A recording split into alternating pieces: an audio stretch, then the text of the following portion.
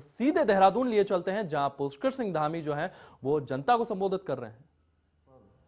उस उत्सव को मनाने के लिए एकत्र हुए हैं, क्योंकि आज के दिन भारत के सशस्त्र बलों का जो साहस और उनका बलिदान है, निश्चित रूप से हम उनका स्मरण भी करते हैं, उनको नमन भी करते हैं, श्रद्धांजलि भी व्यक्त करते हैं कि उन्होंने 1971 का जो युद्ध अमानवीयता पर, जिस प्रकार से उस समय के पूर्वी पाकिस्तान में अमानवीयता हो रही थी, अत्याचार हो रहा था, दुराचार हो रहा था, और इस युद्ध का जो परिणाम था वो सदाचार के रूप में, और जो हम प्रत्येक वर्ष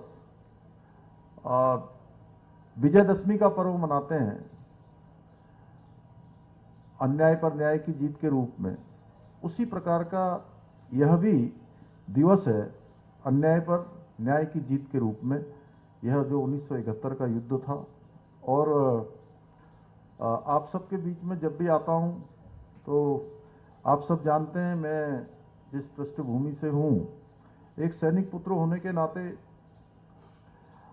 ऐसे कार्यक्रमों में जब भी आता हूं तो एक अंदर से बहुत ही गर्व की अनुभूति होती है, और बहुत बार ऐसा होता है कि उनको मैं सच कहूं तो आप सबके सामने में शब्दों में प्रकट नहीं कर पाता हूं, और मैं अपने आप को असमर्थ पाता हूं कि कैसे मैं बहुत एक्सप्लेन करूं। लेकिन आज का दिन वास्तव में हमारे लिए बहुत ऐतिहासिक दिन है, और 1971 में पाकिस्तान के 93,000 से अधिक सैनिकों को हमारे सैनिकों ने आत्मसमर्पण के लिए मजबूर कर दिया था। उन्होंने घुटने टेके थे, और पूरे द्वितीय विश्व युद्ध के बाद किसी भी सेना का यह सबसे बड़ा आत्मसमर्पण था। यह महान युद्ध भारत के वीरों के अटल संकल्प और उनके बलिदानों का ये प्रत्यक्ष उदाहरण है, ये उदाहरण था, और इसको हम हमेशा याद करेंगे, हमेशा स्मरण करेंगे। इस युद्ध में शहीद हुए हमारे जो जाबाज सैनिक हैं, उनके भी हम हमेशा ऋणी रहेंगे। भाइयों बहनों, हम सब जानते हैं उत्तराखंड देवभूमि है, देवभूमि के साथ साथ ये वीर भूमि भी है, ये सैन्य भूमि भी है, और पराक्रम और बलिदान की भी भूमि है। 1971 के भारत पाक युद्ध में वीर भूमि उत्तराखंड के 255 जवानों ने भारत माता की रक्षा के लिए अपने प्राणों का उत्सर्ग किया था, अपने प्राणों का बलिदान दिया था, और मैं कहूं तो अपना सर्वोच्च उन्होंने जो भारत माता के लिए किया वो हम सब के लिए हमेशा प्रेरणादायी रहेगा। मैं आज के इस अवसर पर उन सभी वीरों को अपने समस्त प्रदेशवासियों की ओर से बहुत विनम्र श्रद्धांजलि अर्पित करता हूं। इस युद्ध में अदम्य साहस और पराक्रम का परिचय देने वाले प्रदेश के 74 सैनिकों को विभिन्न वीरता पुरस्कारों से सम्मानित कर यह देश स्वयं भी सम्मानित महसूस करता है, क्योंकि जब भी हम कभी अपने वीरांगनाओं का, अपने वीरों का सम्मान करते हैं तो ये उनका सम्मान नहीं होता है, हम तो केवल उनका स्मरण करते हैं। हम जब उनको सम्मानित करते हैं तो ऐसा महसूस होता है कि हम स्वयं सम्मानित हो रहे हैं, स्वयं सम्मानित होने का ऐसा महसूस करते हैं। ऐसे वीरों की बलिदान की अमर गाथाएं आज भी हमारे युवाओं के लिए बहुत प्रेरणा स्रोत है, और शायद एक कारण यह भी है कि हम लोग प्रत्येक वर्ष उन वीरों को याद करते हैं, उनको नमन करते हैं, जिससे कि आने वाली जो हमारी पीढ़ियां हैं वह भी उन हमारे वीरों के बारे में, उनकी शहादत के बारे में, उनकी वीरता के बारे में ठीक प्रकार से परिचित हों। ये इतिहास हमारा पीढ़ी दर पीढ़ी आगे बढ़ना चाहिए।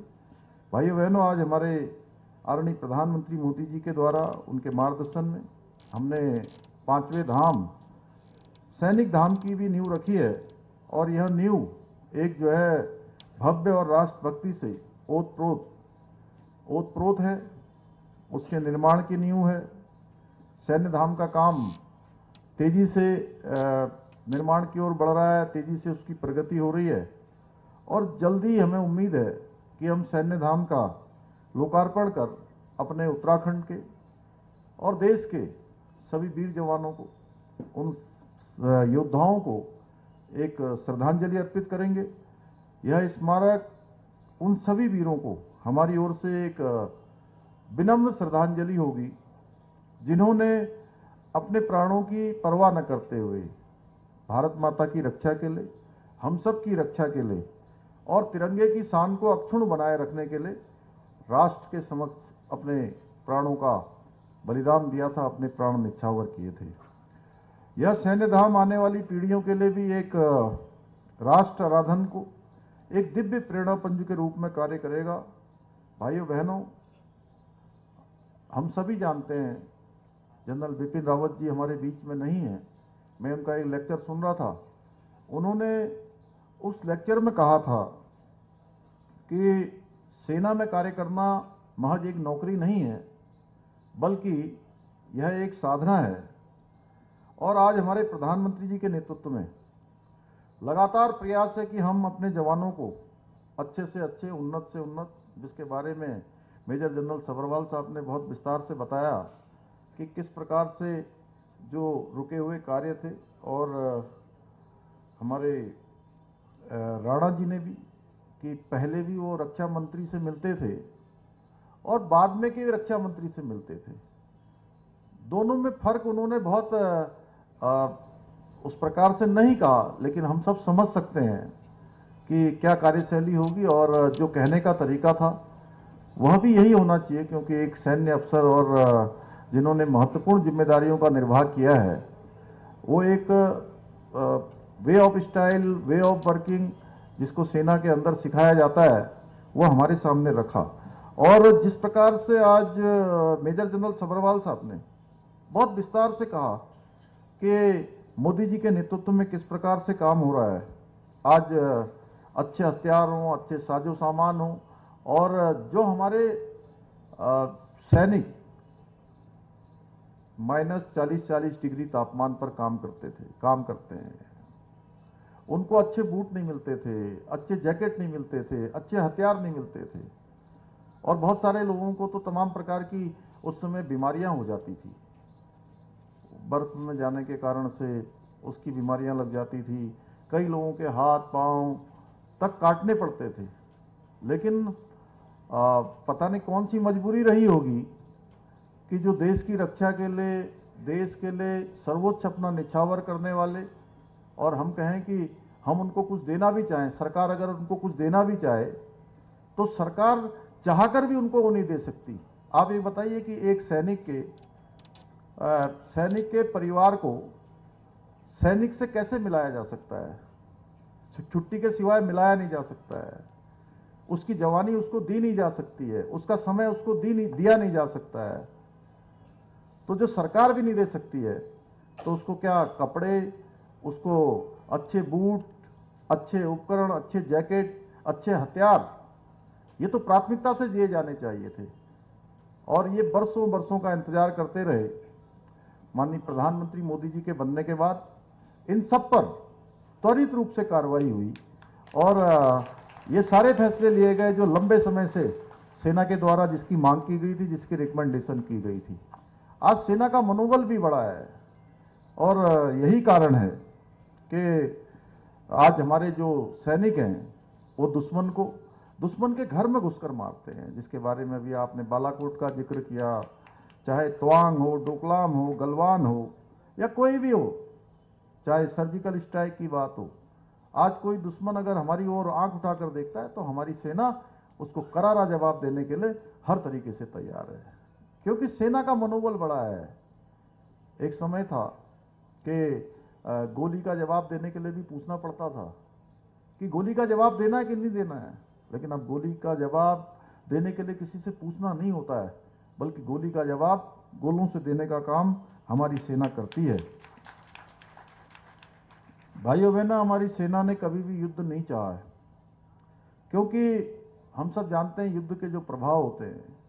सेना भी भली भांति जानती थी कि कि इसके प्रभाव बहुत देश पर पड़ते हैं, परंतु जब भी हम पर किसी ने युद्ध थोपा है, हमारी सेना ने, क्योंकि हमारी सेना हमेशा से मजबूत रही है, हमेशा से उसकी जो गणना है विश्व की सबसे अच्छी सेनाओं में से एक सेना भारत की सेना है।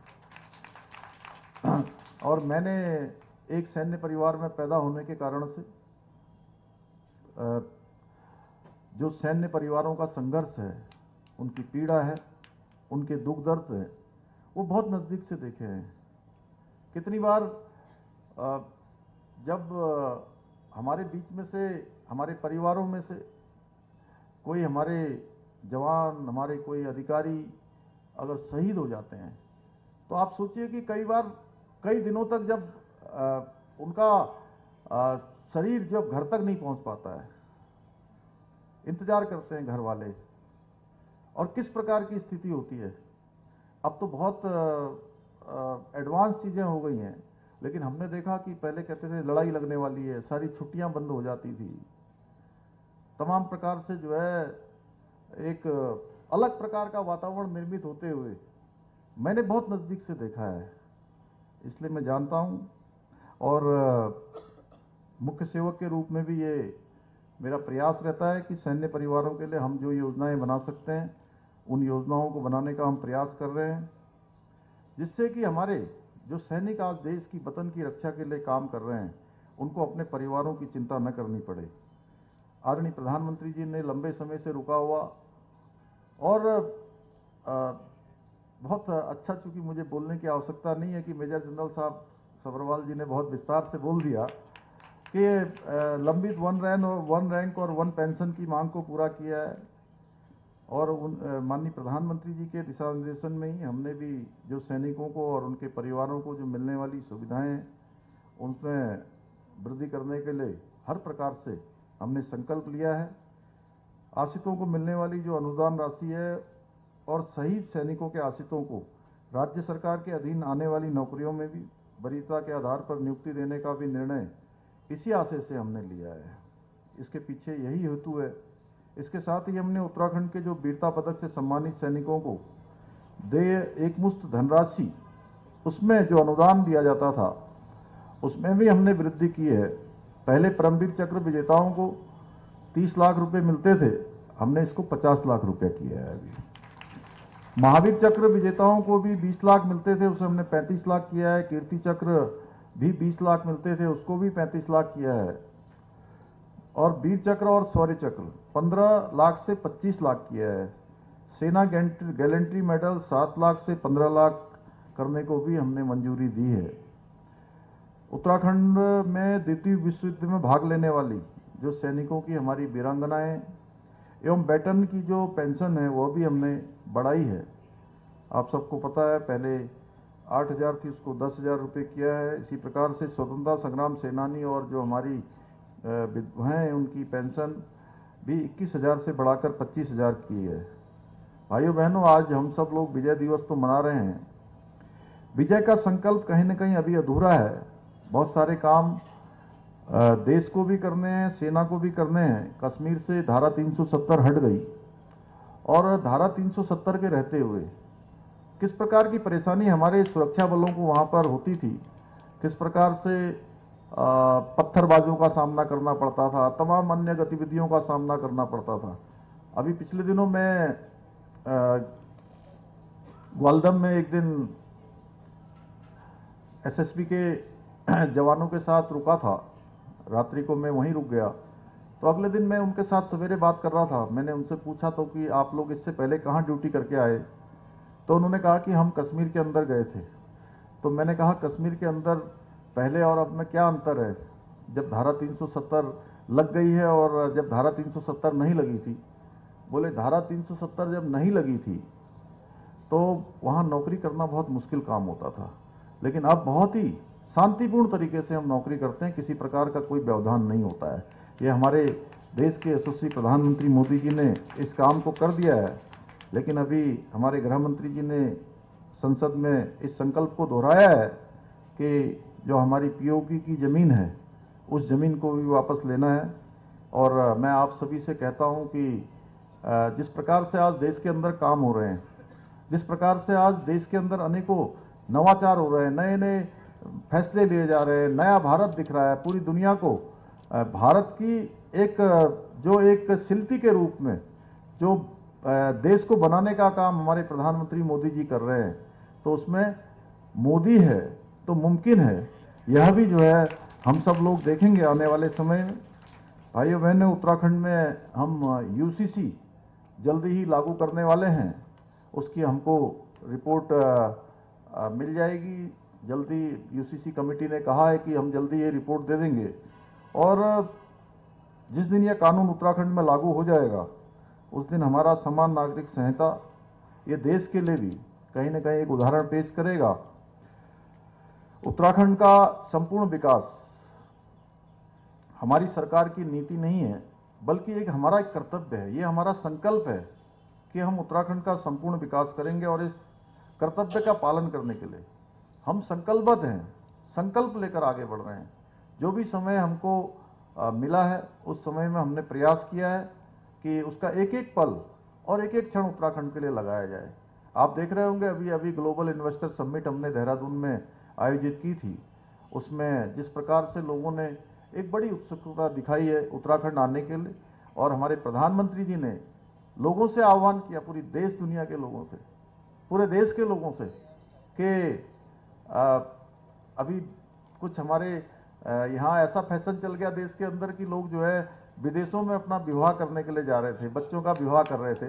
तो प्रधानमंत्री जी ने कहा कि ये जो विवाह है ये तो भगवान ऊपर से तय करके भेजता है। वो कहते हैं मैरिज क्या सेट क्या है डॉक्टर साहब, मेड इन हेवन। तो उन्होंने कहा कि भगवान की भूमि, देवों की भूमि उत्तराखंड है, तो सब लोग आएँ और अपने बच्चों के, अपने परिवार के, नातेदारों के, रिश्तेदारियों को, उनकी शादियां, उनके विवाह उत्तराखंड में आयोजित करें, उत्तराखंड में करें। उत्तराखंड देवभूमि इस दिशा में भी आगे बढ़ेगी, और उनका हम सब लोग आतिथ्य करेंगे आने वाले समय में।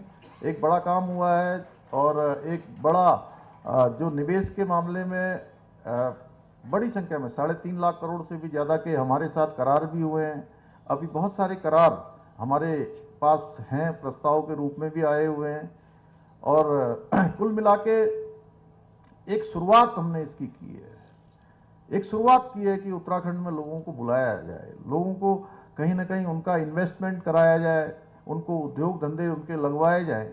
और उसके पीछे भी हमारा हेतु है कि हमारे राज्य के अंदर जब ये उद्योग लगेंगे, व्यापार बढ़ेगा, उद्योग बढ़ेगा, निवेश बढ़ेगा, तो आर्थिकी राज्य की बढ़ेगी। इसके साथ साथ हमारे नौजवानों को उत्तराखंड के अंदर ही रोजगार के अवसर भी पैदा होंगे, रोजगार का सृजन भी होगा, लाखों की संख्या में रोजगार भी बनेंगे। और हमारे जो नौजवान अच्छे अच्छे हमारे यहाँ इंस्टीट्यूशन हैं, उन इंस्टीट्यूशनों से पढ़ाई कर रहे हैं, अपने प्रशिक्षण ले रहे हैं, अनेक संस्थानों में प्रोफेशनल कोर्स कर रहे हैं, तो उनको उत्तराखंड के अंदर ही हम काम दे पाएँ, क्योंकि यहाँ हमारे पास टैलेंट की कमी नहीं है। हम इस दिशा में भी काम कर रहे हैं, और हमारा देहरादून भी इस इन्वेस्टर समिट में तेजी से बदला है। आप देख रहे होंगे, अगर अभी सर्वे करवा लिया जाए तो भारत के चुनिंदा शहरों में हमारे देहरादून का भी नाम आ जाएगा। लेकिन मैं आप सब लोगों से आज ये कहना चाहूँगा कि हमारी सबकी जिम्मेदारी है कि जिस दिशा में आज हमारा देहरादून जैसा बनने की ओर बढ़ रहा है, अभी पूरा बना नहीं है, क्योंकि अभी स्मार्ट सिटी के बहुत काम होने हैं, अन्य नगर निगम अपने काम करेगा, जिला प्रशासन अपने काम करेगा, स्मार्ट सिटी के और काम होने हैं। वो काम अपने होते रहेंगे, वो रुकने नहीं है। हमारी जिलाधिकारी यहाँ पर बैठी हुई है, मैं उनसे भी कहूँगा कि अभी ये काम रुकना नहीं है, अभी चलते रहना है। अभी ये शुरुआत हुई है, लेकिन इसको